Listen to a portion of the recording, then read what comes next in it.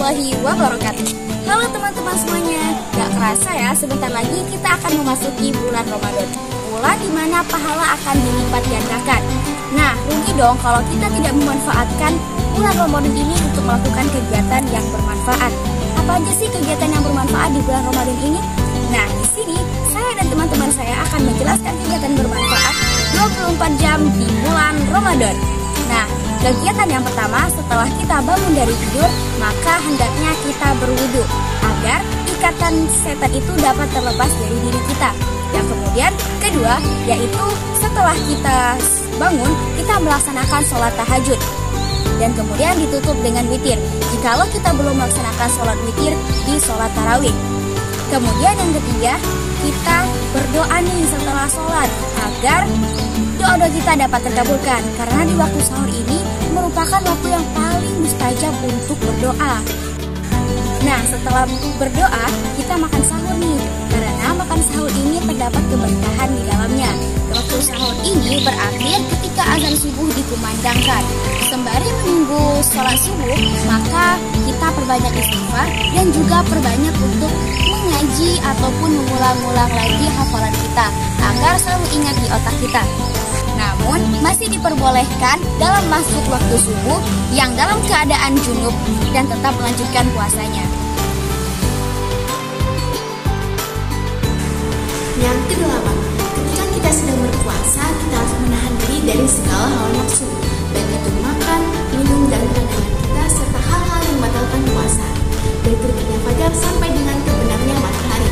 Ingat, gak ada yang sebelum puasa yangnya, dari berpuasa sampai berbuka puasa. Yang kesembilan, ketika kita mendengarkan azan subuh, ada baiknya kita melakukan 5 hal berikut. Yang pertama, menjawab azan. Yang kedua, bersalawat kepada Nabi kita Muhammad SAW, yakni Allahumma sholli ala Muhammad, atau dengan salawat Ibrahimiyah. Yang ketiga, meminta kepada Allah Subhanahu wa Ta'ala untuk Nabi kita Muhammad SAW keutamaan seperti yang dijabarkan oleh Jabir bin Abdillah. Allahumma rabbal hadhihi da'watil tammah wa salatul qa'imah ati Muhammad wa sallallahu alaihi wa sallam. Yang keempat, lanjutkan dengan bacaan Waritu billahi ridwanu Muhammadin Rasulullah Islam Medina. Dan yang kelima, memanjatkan doa dan harapan kita kepada Allah Subhanahu wa Ta'ala, bukan memanjatkan doa dan harapan kepada Dia yang kita pasti. Yang ke-10, ada baiknya kita melaksanakan sholat sunnah fajar sebanyak 2 rakaat.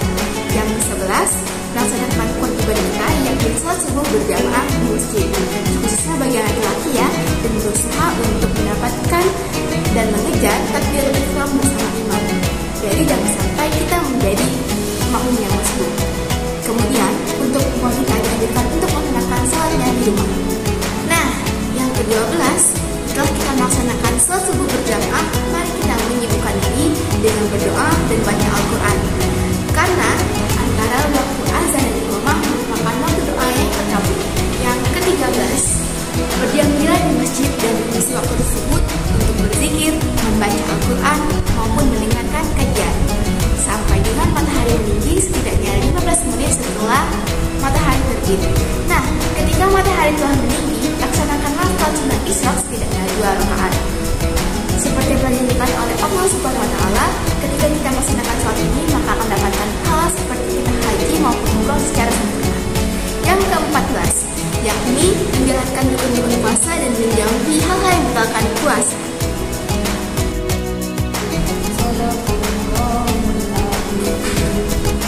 Di era puasa ini, kita bukan hanya menjalankan kewajiban saja, akan tetapi kita juga harus menghilangkan hal-hal yang telah diharamkan, seperti berdusta, bergibah, mengadu domba, mendengarkan musik, dan menatap yang bukan mahram.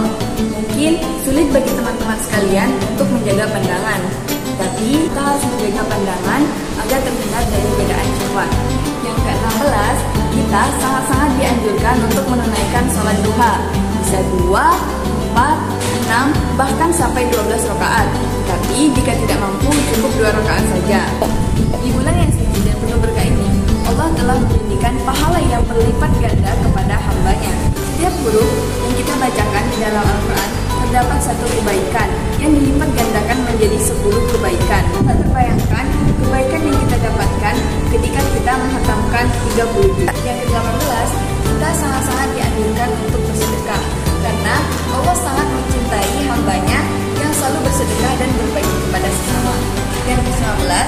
kita harus tetap beraktivitas dan bekerja seperti biasa. Misalnya seperti seorang pelajar yang tetap harus menuntut ilmu walaupun sedang berpuasa, karena menuntut ilmu adalah kewajiban dari seorang pelajar tersebut. Nah, menjelang tidur, kita sangat dianjurkan untuk beristirahat walaupun hanya sejenak. Inilah yang disebut dengan qailullah. Nah, yang ke-21, di saat azan zuhur berkumandang, lakukanlah 5 amalan yang telah dijelaskan sebelumnya dan tunaikanlah salat zuhur sebagaimana mestinya. Nah, sekarang kita memasuki nomor ke-22, di mana kita memasuki waktu zuhur. Pada waktu zuhur, hendaklah kita melaksanakan sholat qobliyah 2 rakaat, kemudian melaksanakan sholat wajib zuhur sebanyak 4 rakaat. Nah, teman-teman tahu nggak kalau laki-laki itu dianjurkan untuk melaksanakan sholat wajib ke musola atau masjid-masjid terdekat, dan untuk perempuan hendaklah ia melaksanakan sholatnya di kamar-kamar mereka atau di rumah masing-masing. Setelah sholat wajib zuhur, kita juga dianjurkan untuk melaksanakan sholat ba'da zuhur sebanyak 2 rakaat. Nah, teman-teman tahu gak nih kalau seandainya kita sholat rawatib itu dalam sehari mencapai 12 rakaat. Setelah sholat zuhur, kita dianjurkan untuk menyiapkan makanan untuk berbuka puasa. Nah, buat para suami, jangan lupa nih untuk membantu istri-istrinya untuk mengerjakan pekerjaan rumah. Dan kalau belum beristri, ya kerjain sendiri ya. Nah, setelah itu kita memasuki waktu asar, di mana pada waktu asar ini kita dianjurkan untuk melaksanakan sholat qobliyah sebanyak 2 rakaat, dan setelah itu melaksanakan sholat wajib asar sebanyak 4 rakaat. Nah, teman-teman tahu nggak nih